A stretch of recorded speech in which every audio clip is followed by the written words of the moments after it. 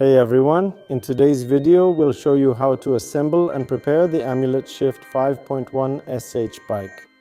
Before unpacking the bike, carefully remove the straps from the box to avoid scratching it when taking it out. Alright, we've taken the bike out of the box. Before we can put it in the work stand, we need to unclip the tie-down straps holding the wheel. Never use a blade cutter to avoid scratching or damaging the bike. Always use proper snips. Carefully unclip the fastener. The bike is now unstrapped and in the work stand, so now we need to visually inspect it for any shipping damage. The bike checks out fine, so we can start the assembly. First thing I recommend is starting with the handlebars. We'll need a 5mm Allen key. We'll remove the faceplate. The bike is almost assembled, so we'll turn the fork properly and install the stem.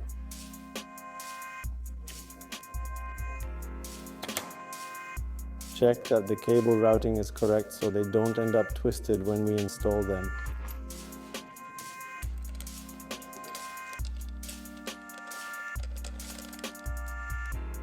With the stem installed, we tighten it gently, not hard, so we can feel it moves freely and without restriction.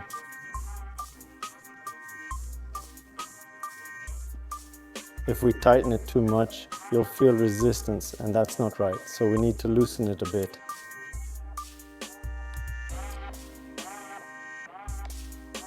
Then we tighten the stem bolts with a 4mm Allen key. Always alternate. First, tighten one bottom bolt, then the top one. Again, tighten gently with feel. The bike accessories include a manual, the saddle with seat post, front wheel quick release, pedals, and reflectors with a bell.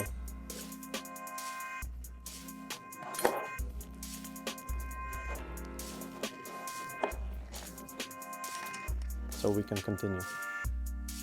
Let's install the saddle. We need a 6mm Allen key. Loosen the bolt gently.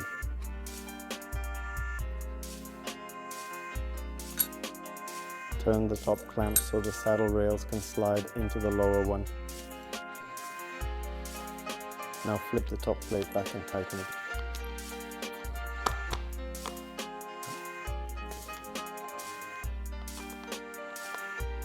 We'll adjust the saddle after the bike is fully assembled and on the ground to get the correct saddle angle. The bike has a quick release on the seat post, so we just flip it open. Insert the seat, fold down the quick release. Seat's in. Now let's move to the front wheel. Now we'll mount the front wheel with quick release. Before installing, remove the safety tab from the brake. Push the quick release into the wheel.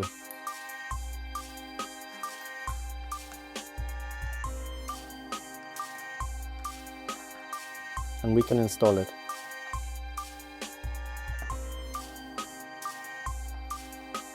First, we'll mount the right pedal on the right crank. It's marked with a red R. It has a smooth surface. Always do this by hand to make sure you catch the thread properly.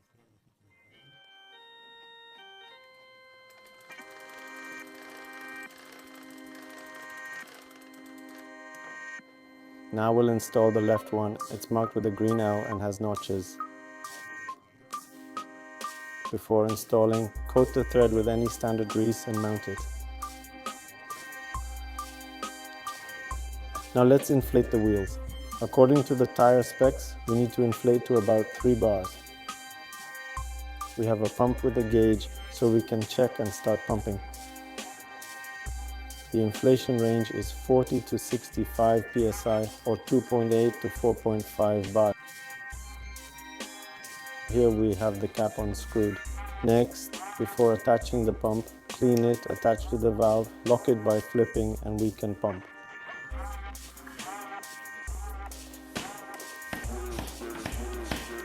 Before putting it on the ground while it's still on the stand, check if it's properly adjusted. That's okay, we can take it off. I slightly tightened the stem, which I now need to loosen so we can properly set the angle to the front wheel.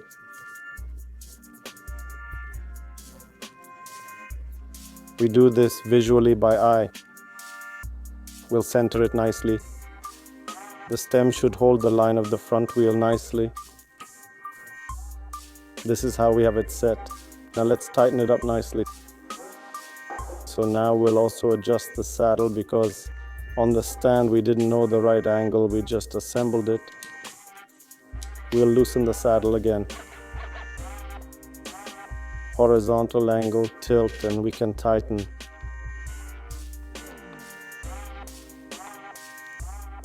The saddle has a groove on the bottom of the seat post. Be careful, maximum saddle extension is for safety, so the frame doesn't break. It must not be above the frame level. Just to mention, we mounted the bike on the stand, put on the quick release, installed the wheel. However, when we have the bike down from the stand, it's good to check if it's properly seated by loosening the quick release again.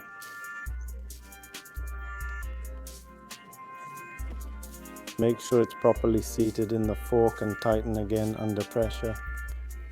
The rear wheel was already mounted, but we'll double check it using the same procedure. All we have left are reflectors for the wheels, saddle and handlebars. So let's start with the wheel 1. There's no rule where to mount it, but I've always been taught to put it opposite the valve.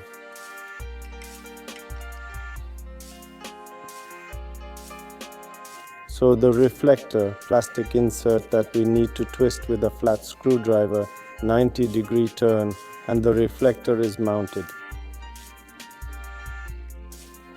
Here's the front reflector.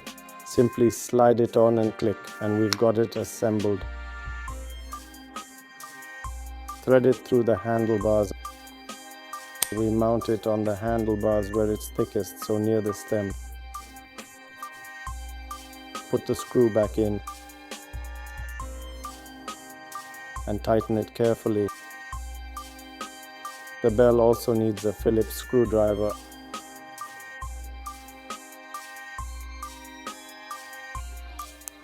Unscrew the screw threaded through the handlebars. The bell always goes as close to the grip as possible, so on the thinner part of the handlebars. Put the screw back in and tighten.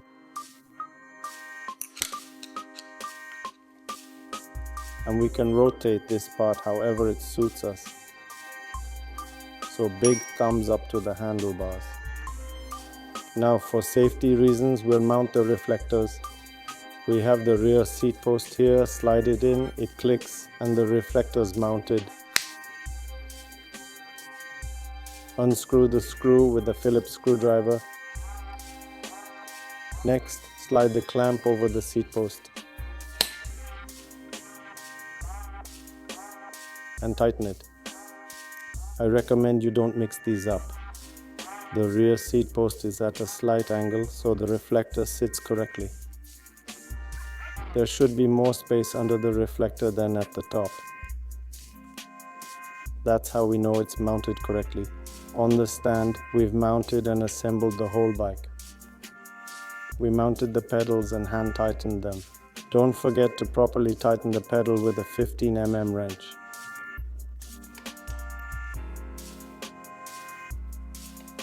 Use more force. And they're tightened. That's how we showed you how to assemble and prep the bike for use. You've got the manual with everything we just covered, and I wish the EXIsport team many happy miles.